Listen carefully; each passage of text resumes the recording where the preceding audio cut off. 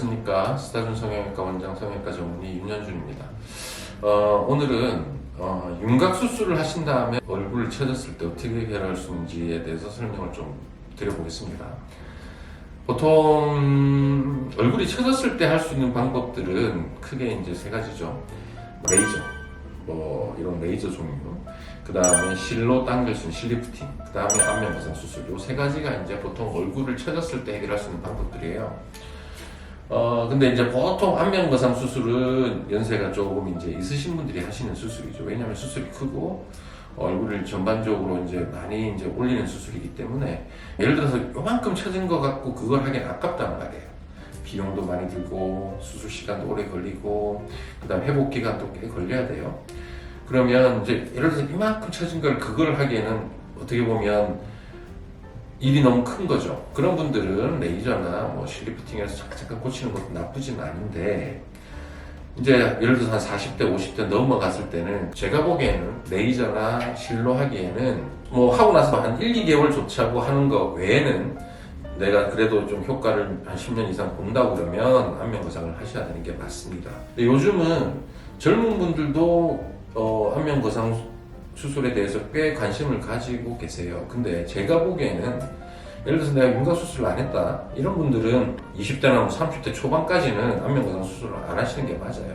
아무리 쳐졌다고 해도 본인은 내가 많이 쳐졌다고 생각을 하시지만 한 40대 50대 분이 쳐진 거하고 틀린 거예요.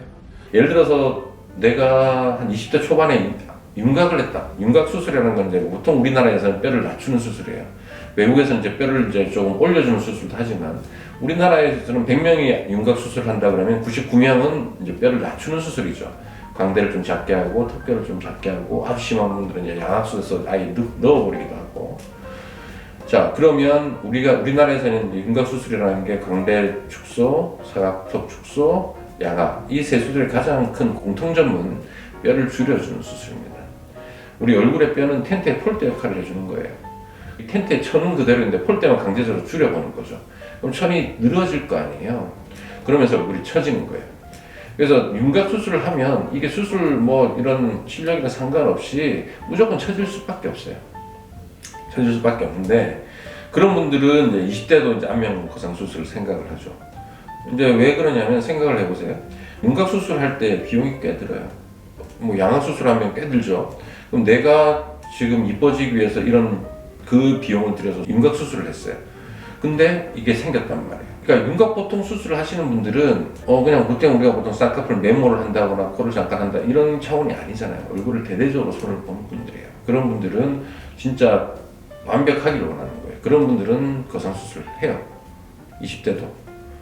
그래서 근데 그런 분들이 예를 들어서 실이나 레이저를 한다. 그거는 효과 없어요.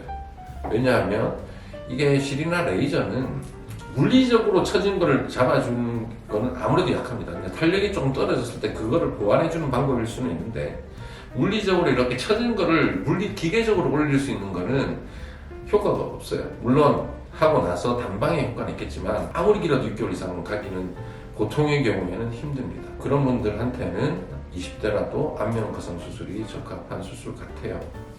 그래서 제가 이제 정리를 해보면, 윤곽 수술을 하지 않은 상태에서 조금 쳐졌다 그러면 20대 30대 초반까지는 안면 거상 수술, 보통의 경우는 생각 안 하시는 게 맞습니다. 근데 내가 어릴 때 윤곽 수술을 했다, 근데 좀 쳐졌다 그러면 안면 거상 수술도 한번 생각을 해보시는 게 맞습니다. 감사합니다.